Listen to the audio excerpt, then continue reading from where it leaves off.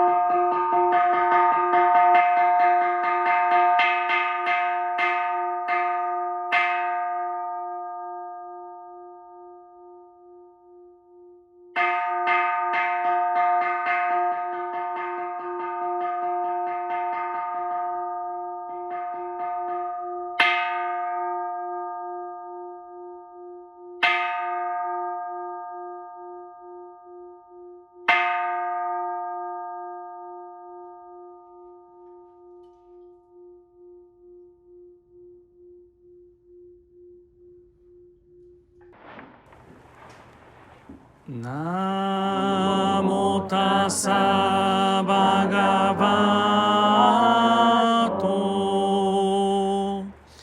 arahato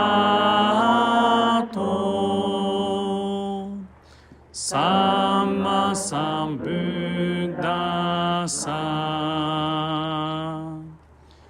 Homage to him, the exalted one, the enlightened one, the supremely awakened one.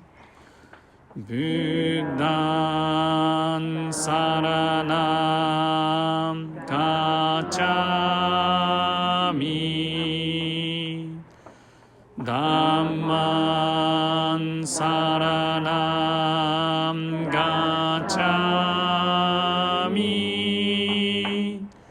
Sanghan Saranam Gacchami.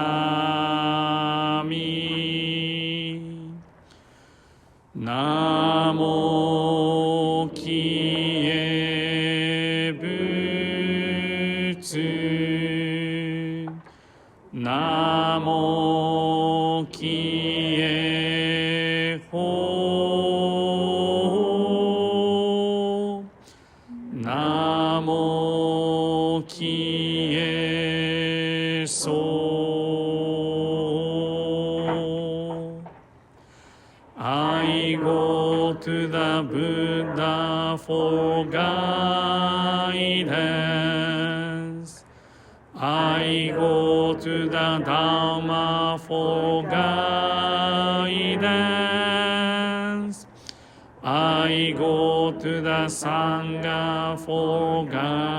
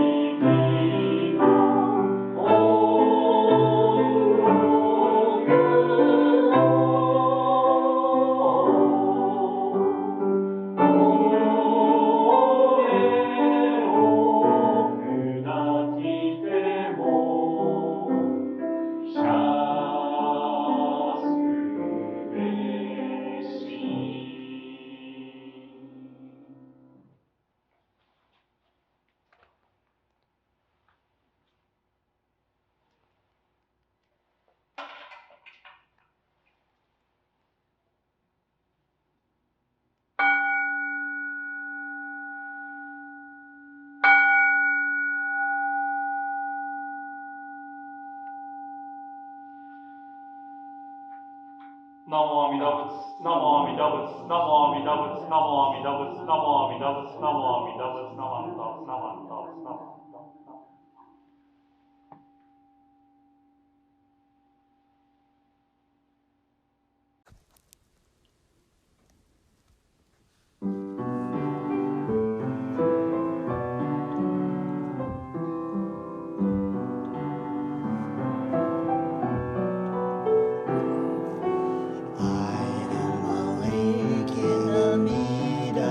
Golden chain of love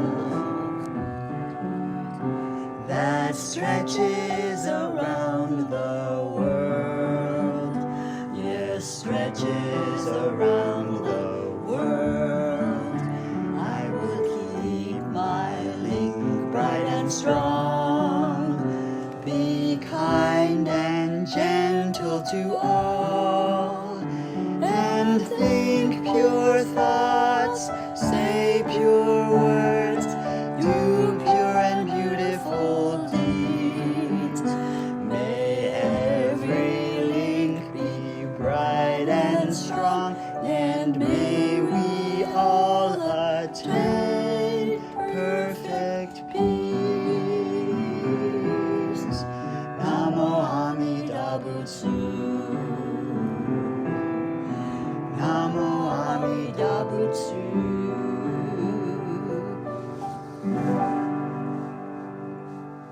Namanda Butsu, Namanda Butsu, Namanda Butsu, Namanda Butsu.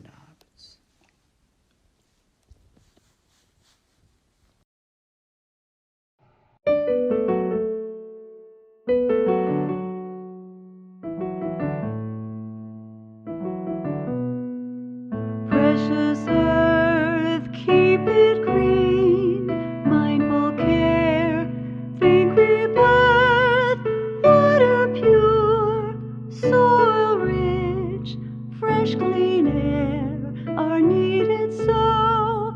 Where did it come from? Where will it go? Take great care so all may grow. We must work to preserve. If we don't conserve, in our haste there will be waste, changing the balance, polluting the earth. How can we live in harmony? Think of generations to come, to have water pure, soil rich, fresh clean air. In the spirit of Motanai, let us strive to work to be sustainable. Beauty always is our wish for Mother Earth to glow. Welcome to our Earth Day music service, and I'd like to thank you for joining us, for tuning in, I guess. Nice thing about this listening to this sermon is you can stop it, you can go back, you can listen again, and there are things that I would like to highlight during my Earth Day sermon so that you can look them up on the internet. If I were more sophisticated, I could have them projected behind me or something. But anyway, I'd like to say today, Happy Earth Day. I thought, should I say Happy Earth Day? But the Earth is so imperiled. I'm not sure it's appropriate to say, Happy Earth Day. So I say welcome and thank you for attending our observance of Earth Day. And there are happy things about it, but there are also very unnerving things about the theme of Earth Day. The issues are so big. And I want to start my sermon today by reading the Eco Sangha, eco meaning ecology, and Sangha is the harmonious community. So I'd like, a few years ago, in 2015, the Buddhist Churches of America passed an Eco Sangha resolution, and I'd like to start off by reading it.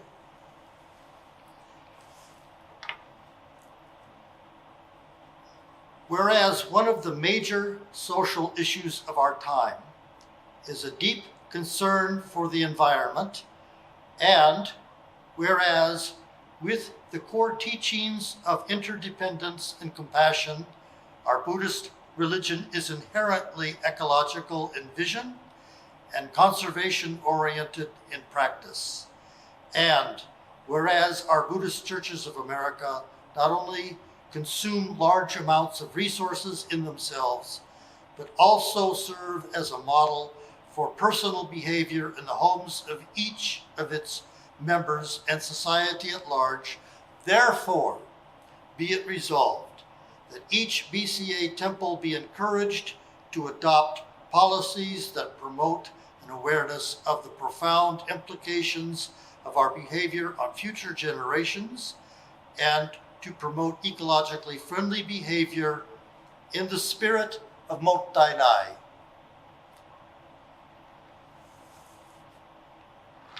Our Eco Sangha was responsible for introducing that, getting it passed by the Northwest District Ministerial Association, and then the Buddhist Churches of America Ministerial Association made a modification.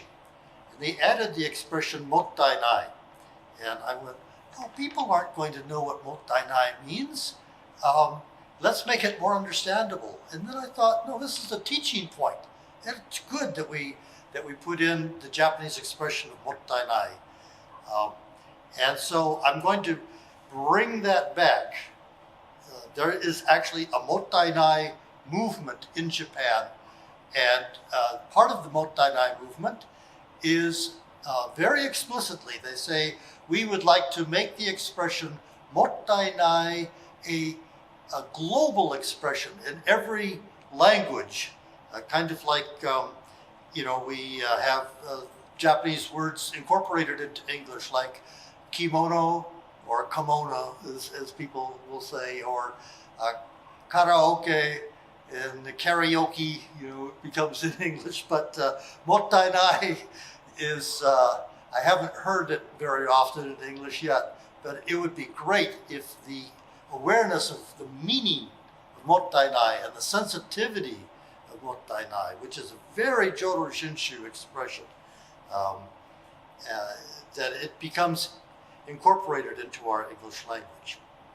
Now, talking about the earth, you can go in so many different directions. But I want to focus on one thing, which can bring us back to mottainai. And that is trees, because trees are very important in Buddhism, and trees are very important for the earth. For the earth, they're considered the lungs, they've been called the lungs of the earth. The Amazon forest and the forests like the Pacific Northwest, the only cool climate rainforest, I think, in the world, as far as I know. So the forests are the lungs of the earth. But in Buddhism, the trees are very important. The Buddha went into the forest to seek enlightenment. And he spent years practicing in the forest. But he was also in Lumbini Garden. He was born under the Ashoka tree. And he was enlightened in the forest under the Bodhi tree, which today is Bodh Gaya, and a major pilgrimage site for Buddhists in India. And the Buddha died he passed into parinirvana, between the twin sala trees. Now, over the centuries, actually going way back, before the Common Era even, the deforestation was taking place, but in the last 150, 200 years, it has accelerated to the point where deforestation is a major concern. And in response, there have been a number of campaigns over the actually recent decades, and the earliest campaign. I mean, I'm sure there have been others. The Arbor Day Society, things like that. But in Kenya, Africa, was a very remarkable woman named Wangari Maathai. And you can find out a lot about her on the internet. And I encourage any students listening to this to do research, find a reason to write a paper on Wangari Maathai, or whether it be women's issues or the environmental. She's in 1977 in Kenya, Africa, and she had been educated in the United States. She started in 1977 the Green Belt movement, because in Kenya and in Africa generally, in a lot of third world countries, the people use wood for cooking, and so many trees had been cut down for various reasons. And so she started the Green Belt movement, and the Million Tree campaign In Kenya, she wanted people to plant 1 million trees. And since 1977, they've actually planted, the Greenbelt movement has planted 51 million trees. And for her work, she won the Nobel Peace Prize in 2004, the year 2004. And as part of, she had gone to Japan, and she had met the editor and so many dignitaries, but the editor of the Mainichi newspaper in Japan had introduced her to an expression in Japanese. The expression was mottainai. She said, "That's what I'm talking about." And that reluctant, it's the opposite of entitlement. It's and so you look up mottainai online, and the mottainai movement, and you can look up the eco-vid done by Nobuko Miyamoto on the mottainai. Is very, very good. All of her eco-vids, she's a member of the Senshin Buddhist Temple in Southern California. And so there's, if you look up mottainai, yeah, there's just so much. But in her Nobel Peace Prize acceptance speech, which you could also find online, she used the expression mottainai. And I wasn't aware of it actually until Reverend former Rinban Matsubashi here in Seattle told us about it in one of his sermons. So that was some years ago. There's still the mottainai movement in Japan. She became the figurehead of the mottainai movement in Japan.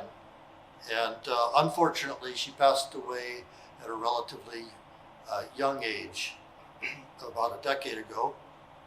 And it was a great loss because she was a remarkable, very controversial, but a remarkable leader, and the kind of leader I think we need, because any effective leader is going to be controversial, I think.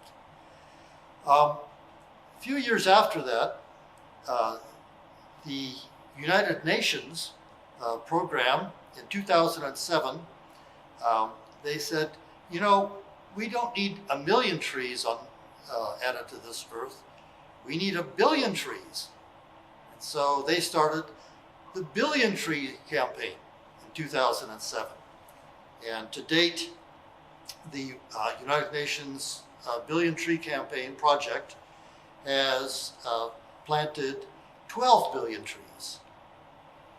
But 12 billion trees, scientists are saying that's not going to make enough of a difference.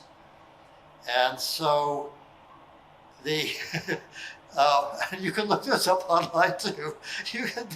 The scientists are saying we need 1 trillion trees added to this because so many trees have been cut down, because climate change is such a major issue, and the buildup of carbon, which the lungs of the planet, right, take in carbon. Trees take in carbon, they give off oxygen. So in order to make a difference, to reduce the amount of carbon in the atmosphere, we need 1 trillion trees. And the Trillion Tree campaign was launched in 2018 in the country of Monaco. And it was launched by the Plant for the Planet organization. Plant for the Planet. And so you can look that up online. Plant for the Planet. And the Trillion Tree campaign, you know, trillion trees seems formidable. You know, how can we plant 1 trillion trees? But actually, it's very, very doable. And it's something that I think on Earth Day we should think about positive things we can do for the planet. There's so much that needs to be done. This is one thing that many organizations like the Arbor Day Society and American Forests and other tree planting organizations and tree-oriented organizations can have been addressing. And it's a very interesting fact You know, there are favorite trees we might have. You know, I was thinking, what tree would you find enlightenment under? Like the Bodhi tree. If you go to Hawaii, the Bodhi trees are huge. In my kitchen, I have a kind of bonsai Bodhi tree that I'm trying to keep alive. Actually, it's doing quite well indoors. And it's got full-size leaves on it. It was given to me by Reverend Goto several years ago, and I was so apprehensive. Oh no, I'm going to kill another Bodhi tree. And but this one's thriving. So the Bodhi tree is certainly one of my favorite trees. I think it's in the fig family, and but in Hawaii, in some of the botanical gardens there, in any warm climate, you'll find the Bodhi trees grow huge. There was near the Institute of Buddhist Studies dorm in Berkeley, is the furthest north Bodhi tree that I've seen, and it's doing it. Last time I saw it, it was doing very well. Another favorite tree of mine is the Redwood Tree, both the sequoia for the coastal redwood and the sequoia, which grows up high up in the Sierras. And if you have ever gone through a primal forest, uncut forest of redwood trees, the effect is amazing. It's just very spiritual. Here in Seattle, we have some good-sized redwood trees. Even in my neighborhood, I think there must be a coastal redwood that's getting close to 150 feet tall, and we have down the road from us a heritage tree. Seattle actually put a plaque on this tree, and it's one of the Sequoia gigantea, the mountain sequoia tree, and it's huge. It's in somebody's yard. I don't know what they're going to do when it gets so large that it's going into the house, you know. But anyway, it's considered a heritage tree, and it's about 100 years, only about 100 years old. And it's actually, if you went up into the Sierras, it's a small tree. But another one that has really captivated my attention, and this is something to look up online, do a lot of deep research on this tree, because it really has a fascinating history in America, and its uses are really remarkable. And it's called by many names. Hedge apple is one, and Osage Orange is another name for it, and it has very, very hard wood. It was used as fence posts before barbed wire was introduced in 1874, and these, boards from it, or branches, sticks, were used to build fences, and they had to use the wood when it was green, because they couldn't put nails into it once it dried out. And so the hedge apple was it was used back in the 1930s, when we had the Great Depression. Part of the Great Depression was the Dust Bowl in the Midwest, and the Dust Bowl was all the topsoil was blowing away. So during the Depression, they wanted something to stabilize as a windbreak and to stabilize the soil. And so the WPA, the Works Progress Administration, they sent people out to put them to work building windbreaks.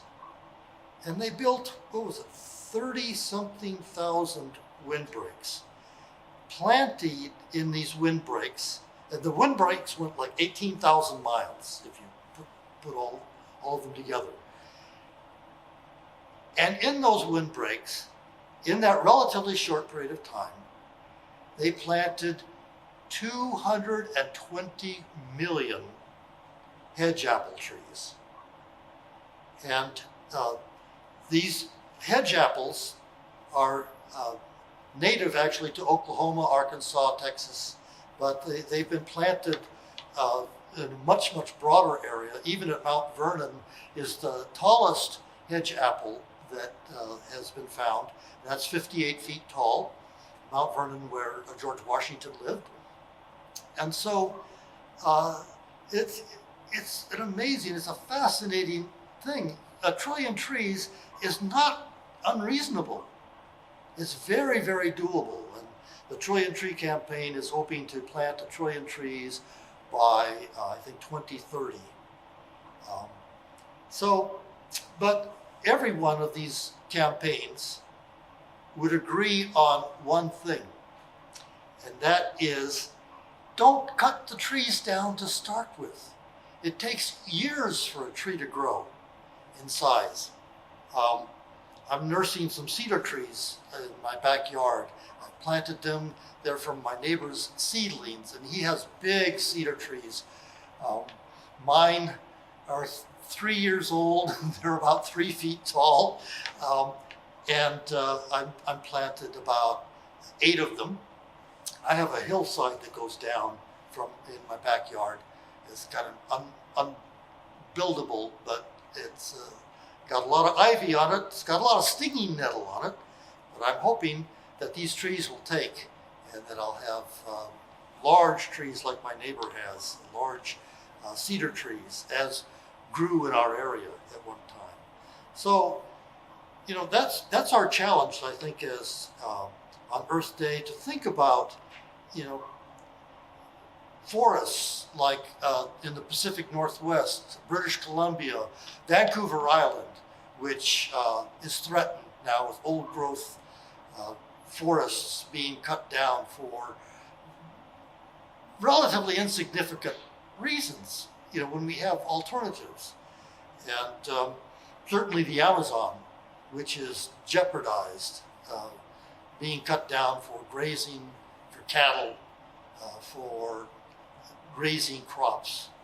But these are the lungs of our planet. The Dalai Lama has said, you know, in a very Jodo Shinshu statement, he says, you know, conservation of the earth is a selfish practice. But if you're going to be selfish, be wise and not foolish in your selfishness. I don't think a Jodo Shinshu Buddhist could have said it any better. Let us be wise, and let us be dedicated to saving the trees and planting new trees. This is a hope for our future. So thank you again for attending this Earth Day service. Please join me in Gasho. Namo Amida Butsu, Namo Amida Butsu, Namo Amida Butsu. As the sun shines upon the earth, awakening into growth the seeds that lie dormant in the soil, may the light of wisdom shine into our minds and truly awaken us to our ignorance, and by this insight, stir us to strive for a life of deeper understanding and enlightenment. Namo Amida Butsu, Namo Amida Butsu, Namo Amida Butsu, Namo Amida Butsu, Namo Amida Butsu.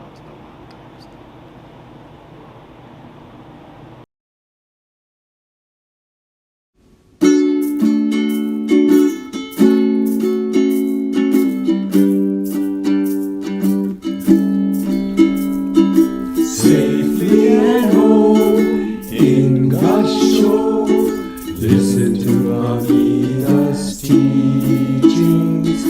Listen with your heart, listen with your mind to Amida Buddha's teachings. Namo Amida Butsu, singing Namo Amida Butsu. All of the world is bright, singing Namo Amida Butsu.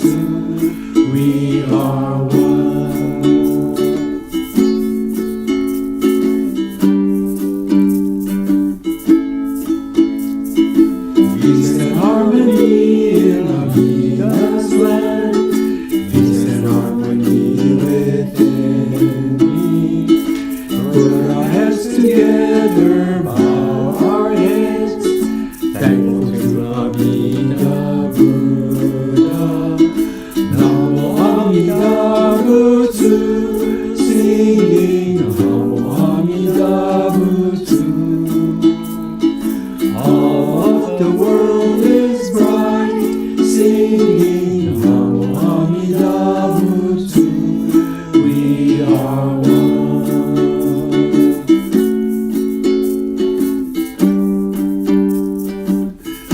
We are one.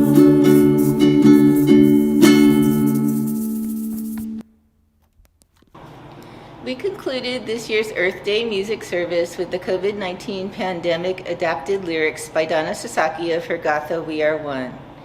As much as virtual service production has stretched our ability to create innovative programming over the past 2 years, we hope that eventually we will be able to resume our in-temple music services safely within the year. We thank you all for joining to view this special service and hope you found it meaningful. Please stay tuned for the Japanese language service to follow with a Dharma message by Reverend Kusunoki. The program will begin with the Gatha Nori no Miyama, translated as Dharma Mountain. Thank you to Rinban Katsuya Kusunoki, Reverend Don Castro, BCA Minister Emeritus, Reverend Tadao Koyama of the Tacoma Buddhist Temple, Connor McKinney, Minister's Assistant Alex Sakamoto, Jeremy Zimmerman, Minister's Assistant Trevor Yokoyama, Paul Mori, Yvette Terada and Claire Murata for coordinating the Dharma School participants with Reverend Kusunoki for Vandana and Tisarana. The students were Lacey, Maddie, Karina, and Reese, Vincent, Maya, Drew, Brent, Ami, Adlai, Danilo, Kayat, and Nathan. We also appreciate Hugh Moriguchi contributing to the musical offerings, as well as Gabe Shen, Irene Mano, and Aaron Ramos, Sandy Cressman, additional lyricists Brent Twasaya and Michael Lee, Mas Tamakuni, vocal leader and ukulele for We Are One, and representing Seattle Betsuin Sangha singers Lorraine Jacobs, Kanako Kashima, Paul Mori, Keiko Namekata, Junko Nakano, Darlene Shimizu, Dennis Yamashita, and myself, with guest singers from Tacoma Buddhist Temple, Megumi Azekawa and her daughter Marina, and Donna Sasaki. Thank you to the flower arrangers for today's service, Elaine Aoki and Mayumi Terada. And last but not least, Leanne Nishiwang and Tyler Moriguchi for supporting the virtual services each week. Please visit the Seattle Betsuin website or Facebook page, or see information in the temple newsletter and email news blasts for future temple offerings. The temple appreciates your dana, support, and donations to the Seattle Betsuin. Your gifts allow the temple to continue streaming online and in-person services, programs, and Dharma messages. May you be moved by Amida Buddha's music, and may we together awaken the body-mind and be born in the realm of serenity and joy. Thank you.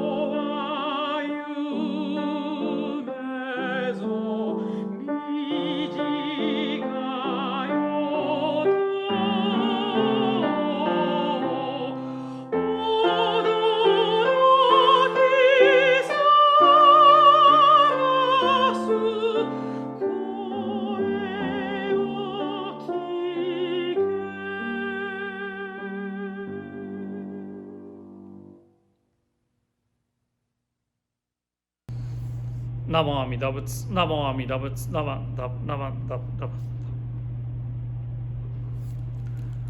はい、皆さんおはようございます。4月17日、シアトル別院日本語講座、ようこそお参りくださいました。まずですね、来三門、三期右衛門から始めさせていただきます。来三門、人参受けがたし、今すでに行く。仏法聞きがたし、今すでに聞く。好み根性に向かってどせずんば、さらにいずれの章に向かってか好みをどせん。大衆もろともに四神に三方に帰依したてまつるべし。自ら仏に帰依したてまつる。まさに願わくば主情とともに大道を大下して無常意を起こさん。自ら法に帰依したてまつる。まさに願わくば主情とともに深く胸像に入りて知恵海のごとくならん。自ら僧に帰依したてまつる。まさに願わくば主情とともに大衆を通りして一切無下ならん。無常人人未明の法は百千万号にも愛用ことかたし、我今検問し授事することを得たり、願わくは如来の真実義を下したてまつらん。ナマンダブナマンダブナマン。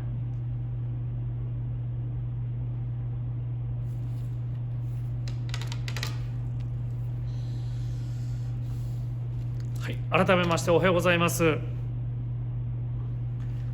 まずですね、ご三代挙げさせていただきたいと思います。今一度、合唱礼拝お願いいたします。今日はですね、ご三代は阿弥陀経、仏説阿弥陀経から、挙げさせていただきます。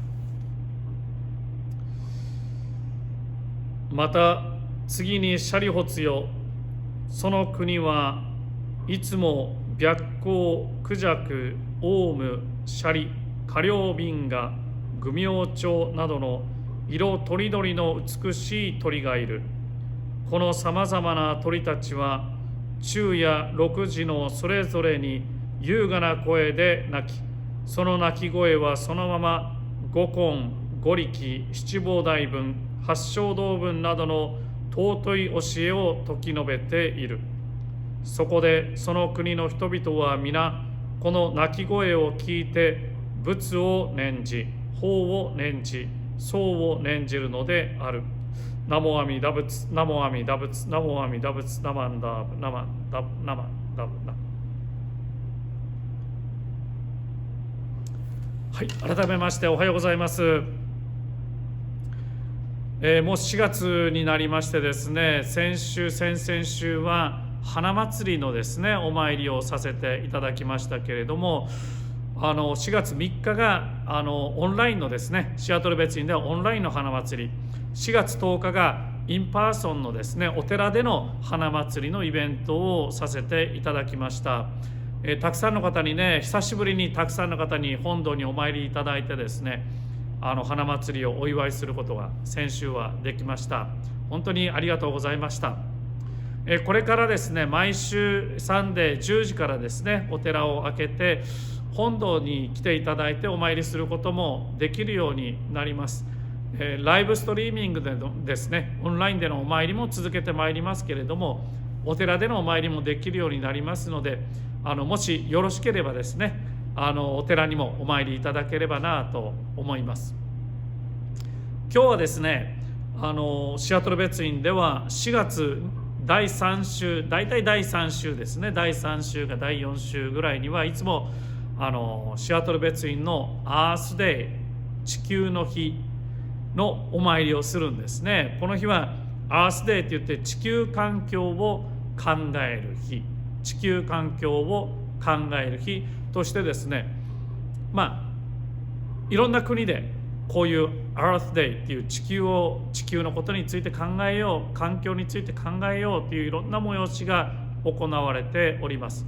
シアトル別院ではエコサンガーっていうね、カストル先生も主となって活動してくださっているグループがあります。シアトル U のねグループとも一緒になりながらですね、他のお寺とも一緒になりながらエコサンガの活動をしてくださっておりますので、英語の方はカストロ先生にお話をしていただいております。そちらもよろしかったら聞いていただいたらなと思います。本当にですね、地球のことっていうのをね、みんなで考えて、ここにみんなで一緒に住んでるわけですからね、どうやったらみんなが仲良く平和に暮らしていけるのか、人間も動物も植物も暮らしていけるのか、それをね、みんなで考えていかないといけないな。そのために取り組むべき問題というのはね、本当にたくさんあるなと思います。まず自分の目の前のね、できることを見つける。ゴミを少し減らすとかね、いうのもできるでしょうしね、いろいろできることがあると思います。隣の人と仲良くする、友達と仲良くする、家族の中がまず仲良くするっていうのもあるでしょうしね、みんなが仲良く暮らしていける環境を作っていくにはどうしたらいいかっていうのをね、考える日でありますので、皆さんも考えていただいたらなと思います。で、この日に合わせてですね、いつも音楽法要をシアトル別院では務めております。音楽で仏法を奏でる、音楽で仏法を聴くというのが一つなんですけれども、この日本語法話の前にはですね、のりの宮山という歌を放送させていただいております。この歌はですね、どうも明治の頃に作られたようなんですけれども、もともとは雅楽の絵天楽が元になってるんですね。タララタララタタタタ。シアトル別院には雅楽のグループもありますので、よろしかったら興味のある方はね、私までご連絡ください。この絵天楽という古い曲がですね、それに詩が載せられてですね、歌われることが、いろんな風に詩が載せられているんですけれども、一つ有名なのは黒田節ですね。酒は飲め飲め飲むならばいう歌にもなってますし、こののりの宮山、明治に入ってからはこののりの宮山というように、のりの宮山の桜花、ちょっともう散ってきましたけども、桜の花をね、詩に載せてるのもあります。これ4番まであるんですけどね、ちょっと読んでみますね。のりの宮山の桜花、昔のままに見ようなり、道のしおりの後を止めて、悟りの高根の春を見よ。2番、のりの宮山のホトトギス、昔のままに名乗るなり、浮世は夢ぞ短よと、驚き覚ます声を聞け。のりの宮山の秋の月、昔のままに照らすなり、教えの風に胸の雲、払いて真如の月を見よ。のりの宮山の白雲は、昔のままに積もるなり、身をも捨てたる後踏みて、深き教えの奥を問え。こののりというのは仏法の法ですね。宮山っていうのは深い山と書いて宮山なんですけれども、私この詳しくね、この詩のことを勉強したわけではないのでわからないんですけれども、これ私なりのお味わいとしてこの詩を読んだ時にですね、のりの宮山っていうのはお浄土、極楽浄土のことをおっしゃってくださってるのかなというふうに味わわさせていただいております。お浄土に咲く桜の花っていうのがですね、もうそこにかぐわしい匂いをお浄土に届けてくださってて、道のしおりっていうのは目印ですね。そこの目印も私たちからしたらお浄土に行くための目印もしっかり目印もしっかり見ながら、悟りの高根の春を見よ。お悟りの方をしっかり見てくださいね。2番はお浄土、のりの宮山のホトトギスですから、お浄土の鳥たちのことを言ってるんでしょうね。お浄土の鳥たちがずっと名乗りを送ってくださってる。これは鳥たちの鳴き声が法を伝えてくださってる。名乗る、名号、南無阿弥陀仏を届けてくださってるというふうにも味わえるのかなと思います。その次が浮世は夢ぞ短よと、この世はですね、諸行無常ですよ、短いですよ。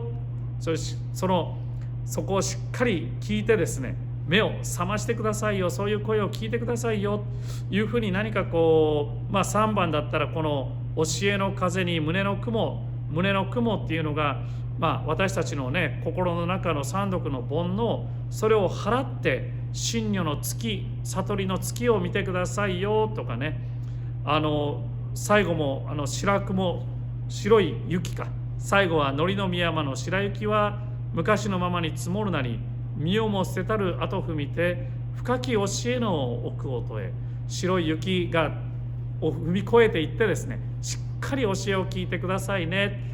こことお浄土の距離と、またなんか私この凡夫とお悟りの仏様とのこの距離というのをね、表してくださってるのかなというふうにも味わわさせていただいております。こういうふうにですね、仏法というのが、桜の花であったり、ホトトギスであったり、月であったり、白い雪、そういうところからね、教えていただく。そこから法を聞く、身の回りのものから法を聞く。改めてなんか綺麗な、本当に美しい詩だなと思ってですね、聞かせていただいております。よくよく考えると、私たち本当に綺麗なね、この地球っていうのは自然に囲まれ、動物に囲まれ生活して、私たち生活させていただいてるんですけれども、自分の子供の頃を振り返るとですね、自分の家にはお寺だったんですけれども、たくさん動物に囲まれながら生活していたなというふうに思います。多い時にはですね、思い起こせば犬が3頭、鶏は10羽ぐらいいたと思いますね。他にも猫がいたり、金魚がいたり、鯉がいたり、リスがいたり、たまにはですね、ウサギがいたり、カラスがいたり、本当にいろんな動物に囲まれて生活してたなと思います。今思うと本当ちょっとした動物園のようなね、小さい動物園のような感じなんですけれども、朝になると、父が本堂でお勤めしてですね、それからその動物たちがいる裏庭の方に行って掃除をするんですね。やっぱり糞とか毛とか大量に落ちてますから、それをきれいに掃除しないといけません。最後にきれいに水で流して、本当にね、朝から大仕事なんですね。私も時々遊びがてらというかね、子供ながらに手伝っていたんですけれども、本当にたくさんのお世話が必要だったなと思ってます。で、時々ですね、鶏が卵を産んでるんですね。それを父が取ってきてくれてですね、それを生卵を温かいご飯の上にかけて醤油を垂らして食べる。これ卵ご飯、これ市販の卵と違ってですね、ちょっと小さめなんですけれども、その黄身が本当にぷくっと高く盛り上がってて、本当に美味しい卵でした。もう本当に今でもね、鮮明に覚えておりますけれども、私の家の朝、子供の時の朝、どういう朝だったかなというふうに思い返すとですね、本堂では父がカンカンカンって鐘を鳴らしてお経をあげてですね、裏庭では犬とか鳥たちがワンワンワンワンコケコッコーって鳴いてるわけです。朝ごはんまだかーっていうふうに鳴いてるような感じですね。本当になんとも賑やかな朝だったなと思います。このお寺のお内陣ですねを見てもですね、実はたくさん動物たちが隠れているんです。シアトル別院のこの本堂のお内陣ではですね、たくさん動物たちがいるんですけれども、お参りに来られたらですね、このお焼香されると思うんですけれども、このお焼香する香炉にはですね、獅子、ライオンですね、獅子と竜がいますね。で、前に立ってるろうそく立てにはですね、鶴と亀がおります。それから花瓶にもですね、竜がおります。で、このろうそく立てとか花瓶が置いてある、前褥といいますけれども、直にはですね、鳥たちがいるんですね。他にもですね、象とかタコとかリスとか、サザエとかカエルとかサルとか、他にもですね、鬼がいるお内陣があったり、お寺のお内陣っていうのは極楽浄土を表している、模しているものですよというふうに教えていただいたことがあるんですけれども、それだけの動物たちがいるっていうのは、なんとも極楽浄土っていうのは、涅槃寂静と言いながらですね、寂静静かな世界、寂静な世界と言いながら、また反面、もう一方の一面ではですね、なんとも賑やかな感じの一面も極楽浄土にはあるのかもしれないなというふうに思っております。仏説無量寿経、私たちはですね、浄土真宗ですけれども、浄土三部経という3つのお経様をですね聞かせていただいてるんですけれども、そのうちの一つの仏説無量寿経にはですね、極楽浄土の様子が書かれてるんですね。阿弥陀様の極楽浄土には6種類の鳥がいるそうです。その6種の鳥たちをちょっとここで紹介させていただきます。まず1羽目が白光。白光、これは鶴の一種です。全身純白で優美な姿をしている鶴ですね。鶴は長寿の象徴としても知られています。それが御内陣にもおります。そして2羽目がクジャクです。羽がとても美しい大きな鳥ですね。動物園なんかに行っても見ることができると思います。このクジャクというのは大変賢くて節度を知っている。で、毒に強い性質を持っているというふうにも言われております。そして3羽目がですね、オウムですね。オウム、頭に羽の冠があって、尾っぽは短くて太く曲がったくちばしを持っている。人の言葉を真似するのが得意、そういうオウムがおります。そして4羽目がですね、シャリ、九官鳥の一種であると言われています。オウムと一緒でですね、人間の言葉を暗唱できる性質を持っています。よくなんかこうね、九官鳥が私が言った言葉を真似して言ってくるようなのもありますよね。で、次がですね、カリョウビンガです。カリョウビンガっていうのは実在する鳥ではないんですけれども、他のどの鳥よりも優れた最高の鳴き声を持っているというふうに言われております。卵の中にいる時から美しい声を出すんですけれども、卵を割って中から出てきた時にふわーっと、美しい声を出して泣きながら生まれてくるその声っていうのがですね、私その声明お経を習った時に、それがお経の出だしのまっすぐ声を出す声ですよというふうに教えていただいたことがあります。それはもう全てのいろんなきれいなメロディーを含んで、何よりも美しいまっすぐな声を出す、それがカリョウビンガですから、お勤めをする時っていうのはカリョウビンガのように声を出すんですよっていうふうにね、教えていただいたことを思い出します。で、最後がですね、愚明鳥というのは共に命の鳥書くんですけれども、一つの体に二つの頭を持つ珍しい鳥なんですね。この愚明鳥っていうことはですね、愚明鳥はまた仏教説話がこれも残っておりますので、また別の機会に紹介させていただきたいなと思っております。こういうですね、白光、クジャク、オウム、シャリ、カリョウビンガ、愚明鳥という6羽の鳥がお浄土にはいるんですよというふうに教えてくださってるんですね。これらの6羽の鳥っていうのはですね、極楽浄土では1日に6回合唱し、その鳴き声っていうのはですね、6羽のそれぞれの鳥の鳴き声っていうのがきれいに調和して美しい調べとなって美しい音楽を奏でる。その美しいメロディーっていうのは仏教仏様の教えを説いていてですね、今日の最初のところにも出てきてましたね。その教えっていうのは五根五力七菩提八正道分、そういう尊い教えを説いてくださってるんですよ。それを聞いた人っていうのはみんな三法仏法僧を心に思うんですよというふうに教えて、この阿弥陀経にはですね教えてくださっております。お浄土というのは仏様の世界ですね。ここの阿弥陀経に書かれている一節を読むと、お浄土というのはこういう音楽に満ちた、音に満ちた世界、法の音に満ちた世界ですね。ありとあらゆるものが、鳥たちもそうですけれども、そこにある池に立つ波であったり、風であったり、風で揺れる木の葉であったり、そういうあらゆるものが法のメロディーを奏でている。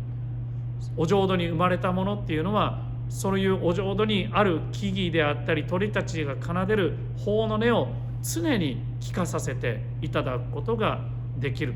それがお浄土という世界の一面であるということですね。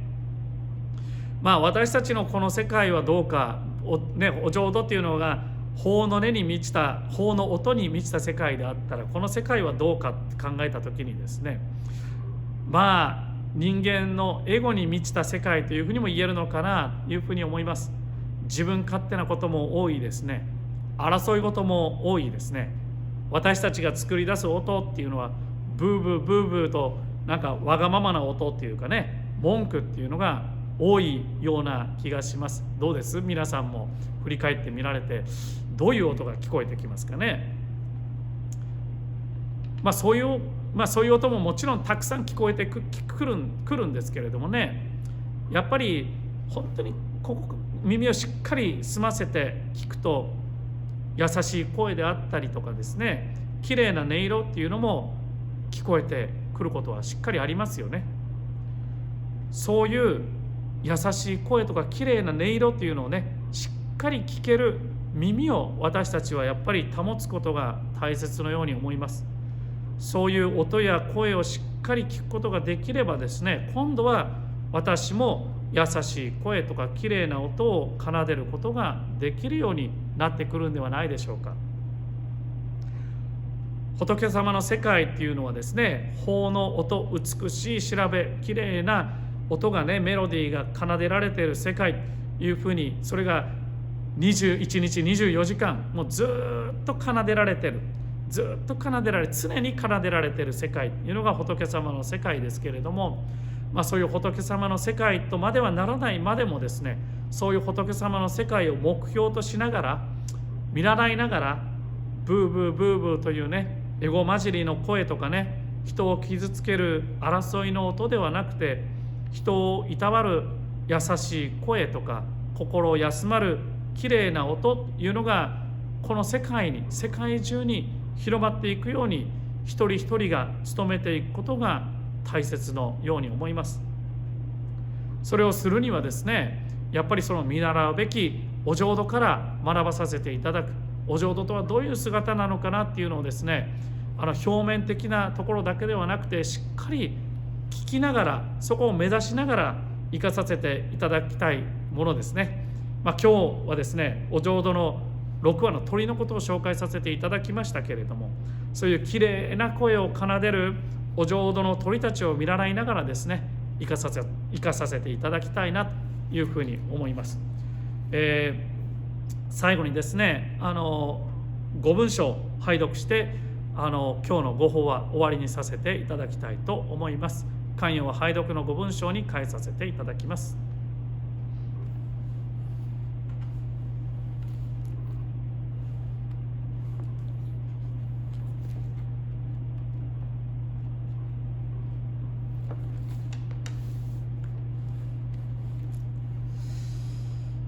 上人一流のご関係の趣は、信心のもって本とせられ候。そのゆえは、もろもろの造業を投げ捨てて、一心に皆に君をすれば、不可思議の眼力として、仏の方より往生は事情をせしめたも。その位を一年発起入賞上始終とも釈し、その上の称名念ブッダ如来我が往生を定めたまいし、ご恩法人の念仏と心べきなり、あらかしこアナカシコナマンダブナマンダブナマンダブナマンダブナマン